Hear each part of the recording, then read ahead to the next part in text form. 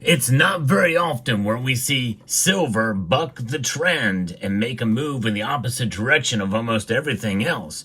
But there's another key aspect of this that is very important that makes this move especially amazing. We're going to talk about that and more in this video as we explore.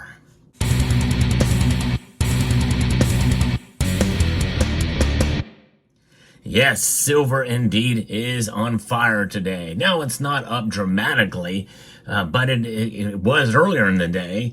It is up over 1% right now. We're going to get into the metals complex in a moment, discuss where the prices are and what's behind it.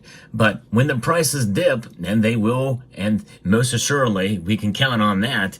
We can count on that just as much as there is volatility. But when you're shopping for precious metals, I hope you will consider adding Summit Metals to your list when you're trying to find the best price out there. They have been very competitive against other dealers online, and they have specialized service and a lot of deals. There's a constant sale somewhere along their website. You will find a good deal somewhere. So I hope you will check out Summit Metals to elevate your wealth. Now, when we're talking about silver and the price volatility that we saw today, well, it is quite intriguing. As I record this video right now, silver has just recaptured $30 an ounce yet again. We're gonna talk about the volatility, how much they moved today. That is one of the amazing things that we're seeing with silver. But what did the other metals do? Well, gold is actually down today. It's down 0.11% moments before these markets closed, down $2.90 to $2,637.50. Not a dramatic move down, but it is down. Platinum and palladium are both down as well. Platinum down 2, with palladium down 6, well below $950 for each of those metals. Where does that leave the gold to silver ratio? Well, it is narrowed, still extremely high, but it is now at 88.32. It was just not too long ago when it was above 90 to 1.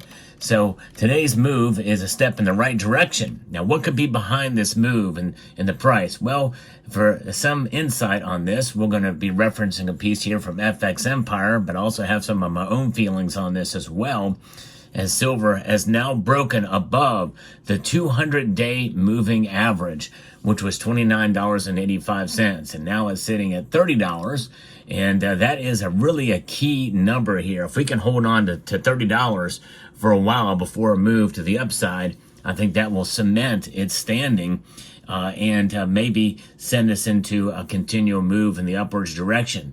A lot of people are frustrated with silver, understandably so, with the dramatic movement in price, and even with the big performance that we saw last year. It's just very volatile right now. But nonetheless, this is something where we're seeing that magic number. The next number after $30 is $32.50, but that's getting ahead of ourselves. We're going to talk about that in a moment.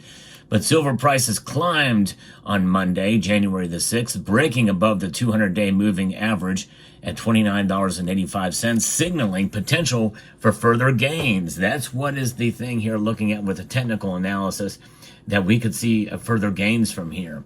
The market is tracking gold closely as well, with traders watching for signs that silver could test the next key level at $30.54. It got there today. That's right. It actually hit a high of $30.54 for a brief amount of time earlier in the day, much earlier in the trading day, where there's a lot more volume happening. That volume has since subsided since the early trading hours. It did get as low as $29.37. It was spiked dramatically down, which indicates with that massive buying the triggers, looking for profits that occurred there. There was a battle going on in the markets for silver.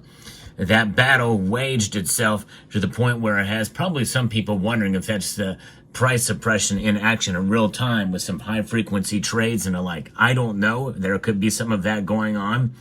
How well is that stuff policed? I'm just not sure. Some of that stuff usually happens in the dead of night after hours trading, but you have a very complex market, not only in Asia and also in London and New York and Chicago. So there's a lot of there's a lot of complexities there, a lot of moving parts in the silver market. It is a small, tiny market. But there's also this aspect of it, which I think is quite intriguing, that there's a potential that we could see, in due course, and that we could see silver prices, recapture some of the gains that we saw last year, and then some. And some people are thinking that the short sellers are really on the skids. They are really have their back against the wall. There's only so much more of that they can do as a suppressive force with the shorts. I don't know. But one thing is for sure, when we think about all the things that are happening, especially with a higher bond yield, that is something that is going to have put a little bit of pressure on silver's price. But that's really also not a very good sign either. Some people say the higher bond yield, it actually right now is not a good sign. The dollar index is down slightly. It is still above 108. Right now, the S&P is up, and so is the Nasdaq, but the Dow Jones Industrial Average is down slightly. Crude oil has also fallen back slightly as well too, but not enough to really amount to much. The only other thing I can think of that maybe against sustaining silver's price here is copper. There was a time when when I talked about how copper and silver should be looked at more closely together. And this is one of those days that could have an impact and possibility for the price increases as well. Now, copper prices are priced per pound. It is $4.03 per pound right now. It's up 0.45%, less than half of the performance of silver, but there's other factors for the silver. Copper kind of has been trading in this range and higher, really trading kind of at an all-time high as well compared to other commodities. Silver has got a long way to go, and so this provides headroom for silver. So in other words, if we see copper as well as zinc and lead, which those numbers are also up, I think that might bode well for silver. It can be buoyed up essentially by increasing industrial demand. And that is something that we're going to keep an eye on here. And so when we think about $30.54, a continued rally may see prices advance towards the 50-day moving average. That's next. And that's at $30.93, which reinforces the bullish outlook. So now we've got two numbers we gotta hit. We gotta hit $30.54 and sustain that for a little while, then $30.93. And that's a long ways off. That's about $1 away from where it is now, a little less than that. In fact, there is some resistance right now as I watch these markets. As I'm recording this video, silver's now at $29.98. So there is some resistance at the $30 mark. It's a very strong psychological number, but still, silver up over 1% today compared to these other metals is an amazing thing, and breaking through that 200-day moving average is still quite a feat. And I think if we can hold above that, then we could possibly see a signal for higher movement in the prices here. We'll see. But nonetheless, one thing is for sure: the dollar weakness and yields, bond yields, they will drive precious metals. That's something we're going to keep an eye on. And also Chinese stimulus that remains pivotal in industrial demand. The U.S. dollar weakened by 1% after reports that President-elect Donald Trump may limit tariffs to critical sectors, alleviating fears of widespread inflationary trade policies. This reduction in inflationary pressure weighed on the dollar. Of course, I hate to have to correct them again, but that's not inflationary pressure. That's just price increases. It's the way the market moves. The price that can be increased or decreased and cause things to move more expensive. That does not and should not equate to inflation. It's a very different thing. There's a different driver for inflation than there is for price changes.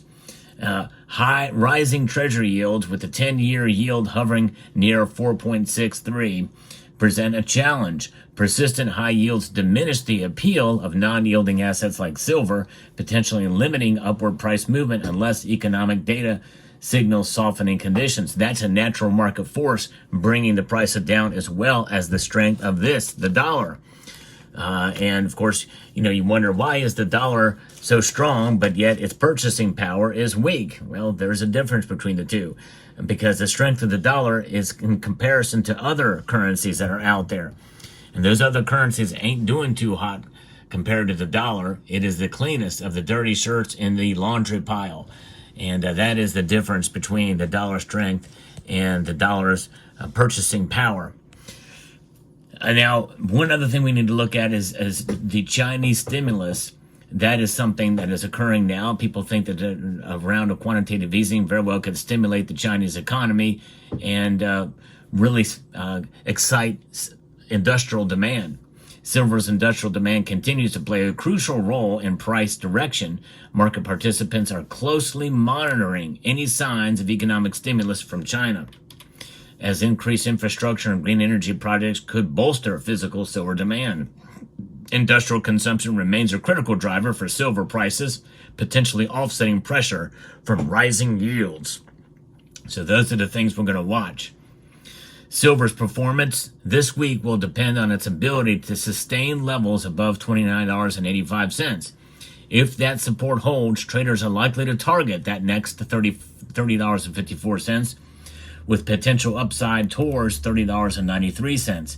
Failure to maintain momentum could see prices slip back to $29.50, reinforcing the significance of the technical levels. So that's what we're looking for. We'll see what happens. Those are your numbers, and the 200-day average, the 50-day moving average, all things to consider. But today was an amazing day for silver, even though it wasn't a dramatic move to the upside, as silver has just now once again recaptured $30 an ounce.